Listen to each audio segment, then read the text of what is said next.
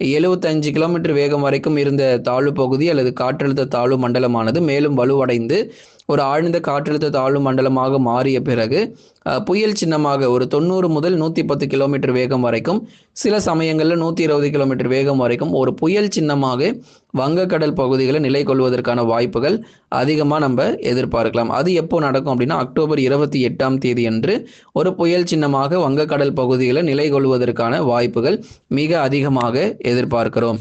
ஆகவே அக்டோபர் 29 மற்றும் 30ஆம் தேதிகளில் சென்னை ஒட்டி வந்து தெற்கு ஆந்திரா பகுதிகளில் கரை கடக்கலாம் என்று எதிர்பார்க்கப்படுகிறது. அப்போ அக்டோபர் 29 மற்றும் 30 ஆகிய தேதிகளில் சென்னை ஒட்டி நகர்ந்து வரும் தெற்கு ஆந்திர பகுதிகளிலும் ரொம்ப தீவிரமான மழை பொழிவு அதிகமாக இருக்கும்.